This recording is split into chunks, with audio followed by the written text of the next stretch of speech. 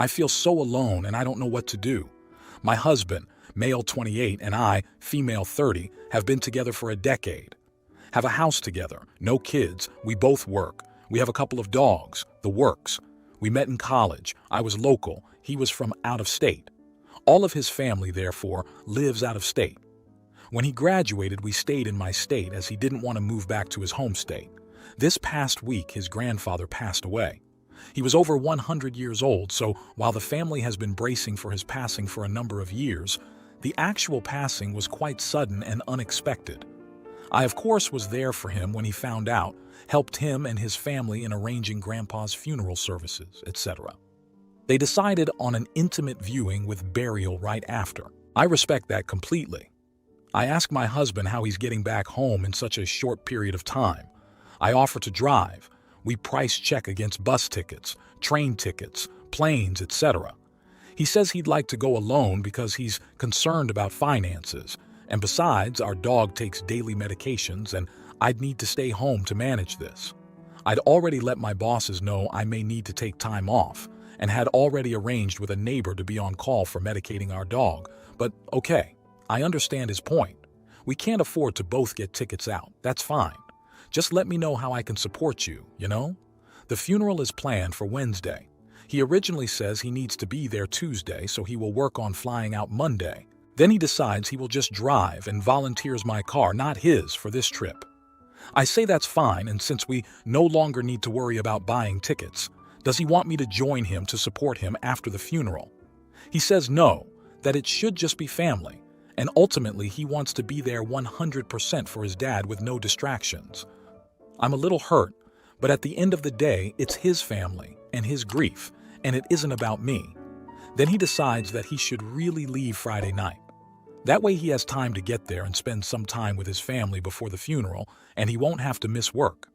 He says he wants to work from home the Monday and Tuesday, and he will only need to take off the Wednesday, and he'll be driving home after getting him home that night. Okay, seems fair. A little longer than I expected, but again, his family, his job, not my say. Yesterday, he called me to let me know his family has decided to play hooky on Monday and have a big get-together, including his sister and her husband and his brother and his wife and kids. He also informs me that he will probably stay through the week so as to not miss any work unnecessarily and will return home Sunday. At this point, my feelings are incredibly sore. He's assured me for years that I am part of his family and that I'm not an outsider, even though I have felt that way often. He first disinvited me because of finances then, when finances were no longer the issue he said it was because it was an intimate family gathering. But his siblings-in-law are welcome. He's concerned about missing work and wants to stay even longer, but is willing to be off his computer Monday without calling off to go to a big impromptu reunion. Then he has my car and leaves me with his busted van for twice as long as he originally was going to be gone. I let him know I was feeling hurt. And even though I knew it wasn't about me and it was a mournful event and I didn't hold things against him, I did feel very specifically excluded and like I wasn't part of his family. He said I was being selfish and I've been keeping my distance from him in terms of communication since. Today he texted me to ask when I wanted him home, as his siblings were going to take some time off if he were allowed to stay longer so they could all catch up and go out and all that jazz. I told him to just come home when he wanted and to give me 24 hours notice so I could watch to make sure he got home safe. It's a 12-hour drive and we share our locations. I then turned off notifications as I was pretty heated. Now he's blowing up my phone saying they want to buy me a one-way ticket out to be with them. At this point, I've already told my bosses I won't need the time off. I told my neighbor he won't be needed after all, and he's already made plans for the week. I've made plans to see friends, work on the house, etc. I called him and said no, that I had been excluded from the start and I wasn't going to scramble to make plans to assuage whatever guilt he felt when he was called out. He said that it was a hard week and his grandfather just died, and that I was being an idiot for not giving him grace and understanding. I feel like I've given him nothing but grace and understanding from the start. So before I say anything, I regret, Reddit, am I an idiot?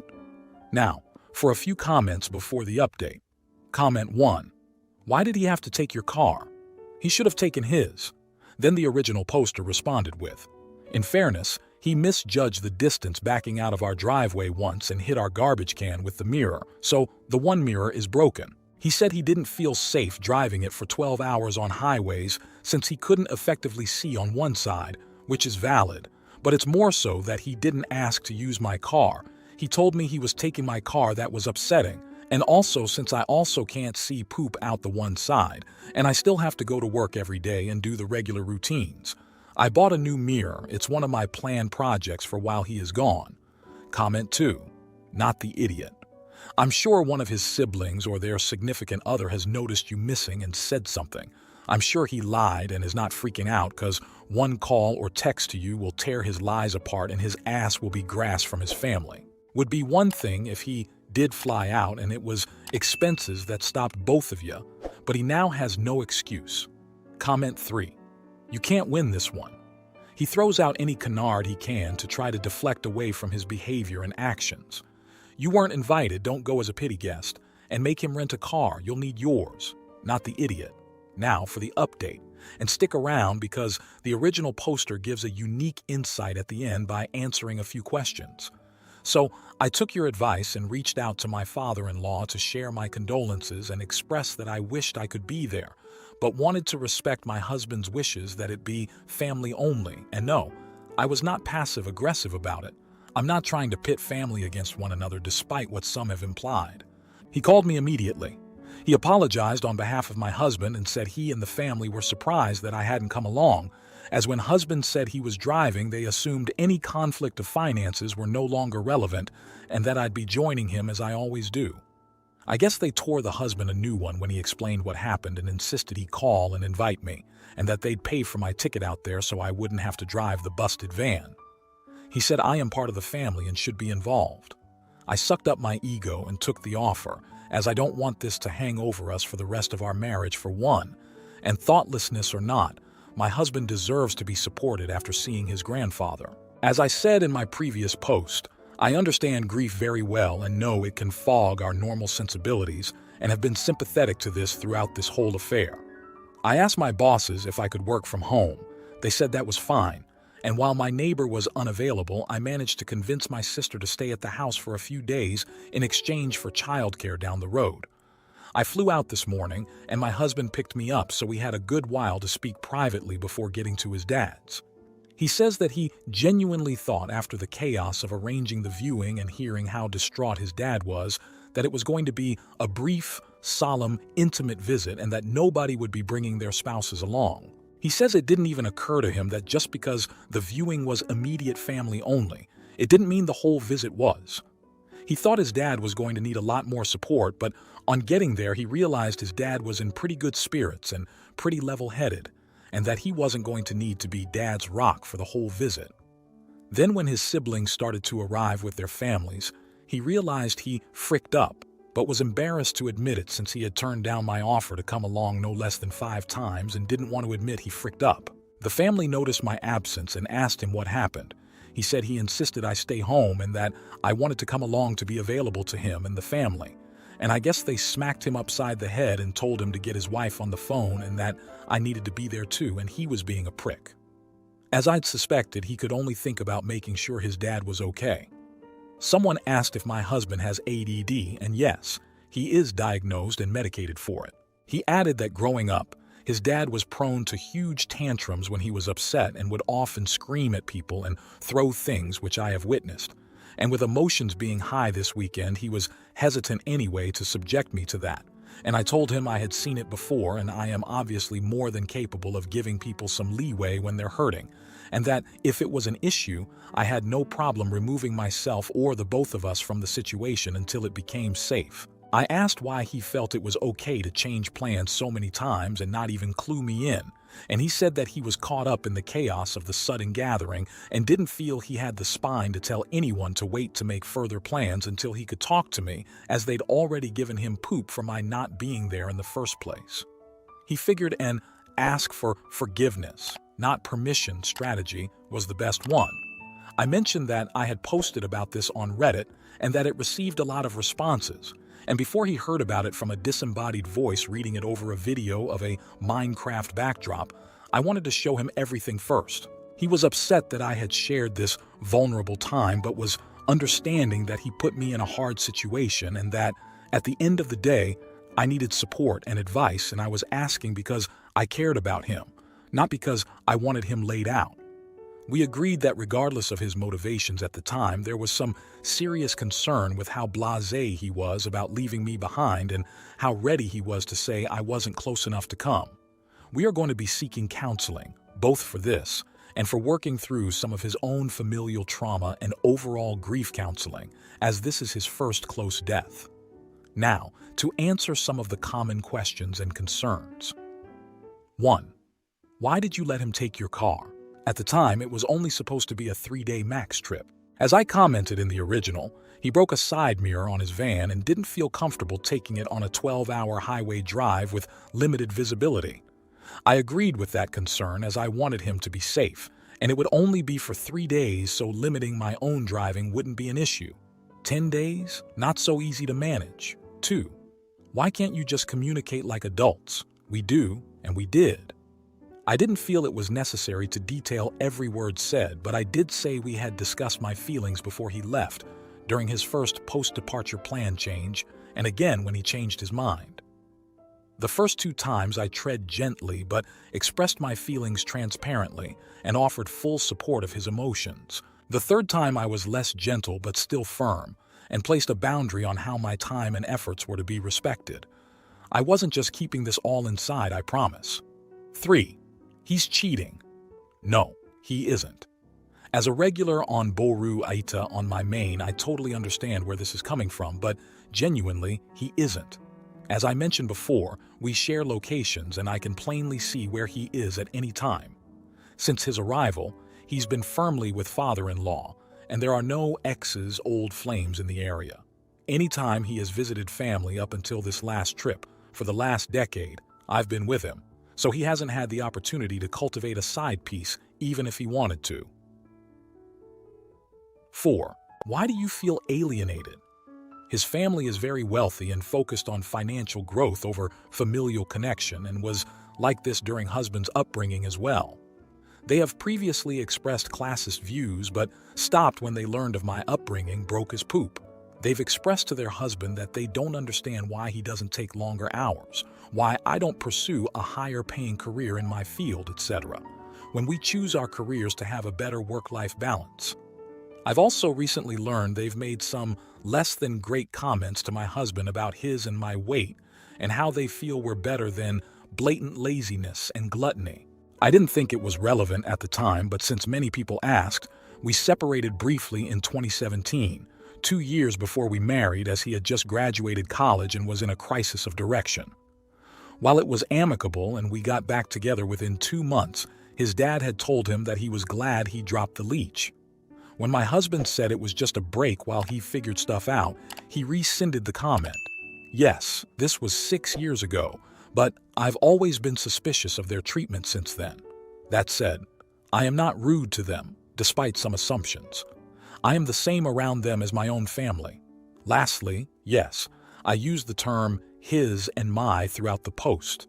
This does not mean I don't consider our families blended or that I don't accept his side as my own. It's merely for clarification and to emphasize that I knew this weekend was not about me, which is why I didn't make a fuss until plans had been changed for the 100th time with no explanation or warning. 5. I don't understand why you can't go to the funeral. It's a long story, but the bulk of it is this. Grandpa lived in Texas during his final years, not hubby's home state. Being older than God, his wife had passed a long time before and he wanted to be buried alongside her. He was 101 when COVID hit, and his other son, his caretaker, made end-of-life arrangements during the pandemic, assuming he'd die that year. Because of gathering restrictions, this didn't involve a funeral, just shipping him to his home state and burying him in the plot his wife was laid in. This was never changed after the pandemic ended and he continued to spite mortality. When he passed, father-in-law and husband's siblings did not get a chance to say goodbye, and the funeral home was unwilling to change plans to allow him to be seen. As the family was in hysterics and grief, I took it upon myself to get in contact with the other son, the funeral home, and the cemetery to arrange a viewing. At the end of it all, we managed to secure a private, brief viewing for the immediate family to say goodbye before he was buried. Nothing formal, no priests, just Grandpa and his son and 3 grandkids in a room for 15 minutes. While I wish we could have arranged more, this is all we could manage, and I am not even a little bit upset that I couldn't be at the viewing. They deserve privacy and intimacy in that vulnerable time. 6.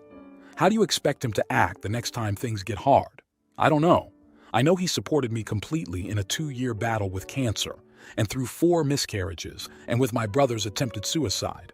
I've supported him through years of addiction recovery and other trauma. He was a bit thoughtless and self-centered this go-around, and I'll grant that. And I still think my feelings in the matter were totally valid, but I don't think he's a bad man or a bad husband. Grief is a son of a witch, and I don't expect anyone to be in their right mind. We have a good relationship, and I don't want a funeral to be the end of it. 7. Why would you even post this if you felt you were in the right? I didn't. I snapped at a man who was out of state for a funeral. I wouldn't ask if I was the idiot or not if I had no doubt that I was in the right. I felt it was important to discuss my feelings in the event there was any semblance of deliberate intention, but wanted to hold space for if it was unintentional. 8. Why are you such a doormat? I uphold boundaries 99% of the time and stand my ground on my needs. He does the same. A family member died and he was in disarray. I'm willing to ease up on technicalities while someone is going through it, just as I hope others would do for me. Thank you all again for the advice and thoughts. It really helped me see more clearly how things happen and helped me to navigate this very delicate situation. I hope this is the last of this saga, but if some poop comes out of left field, I'll be sure to drop another update. Now, for the final comments. Comment 1. Good luck, OP. I'm glad you are going to marriage counseling. It is very much needed. Something is wrong. I'm curious to know what it really is. Stick with the counseling even when it gets hard and uncomfortable. I hope you guys come out the other side of this stronger. Comment 2. Maybe I'm too jaded, but the fact that he doubled down at first and didn't want to admit he'd fricked up is pathetic. It was better for him to act like a prick and dig in than call you and be like, hey, I was wrong, can you come now because of all this? Yeah, that makes perfect freaking sense. Grieving or not, why is respecting his partner so hard? I guess it's good for you to get counseling. Hopefully, he actually goes and isn't giving lip service so you play nice for his family. It's just weird and makes no sense that he would dig in and not want you there once he knew it wasn't just his dad and siblings, unless he really didn't want you to be there and now he has to pretend for his family because they called him out. Good luck. Then the original poster responded with, I don't disagree. There could absolutely be something going on under the surface where he truly and genuinely did not want me there for reasons beyond interfamilial expectations. Definitely hoping, if that's the case, that counseling will expose whatever is going on. Comment 3. I'm glad this more or less worked out. There was obviously no fast, happy ending available. I'm also so glad that sharing the post had the desired effect. He definitely has some growing up to do. Somewhere, the family and unity thing got left at a child's mentality. I hope he can turn that around. I wish you the best of luck. Side note, it is wonderful to hear his family agree with you on everything and that they seem to genuinely like you. It's wonderful to know that they may be able to be some help in correcting this, even if it's just as role models for how he should have been. If you like this video, you'll probably like these too. Also, while you're here, please consider subscribing. It's your support that keeps this channel alive and allows me to make better and longer videos. Have a great day.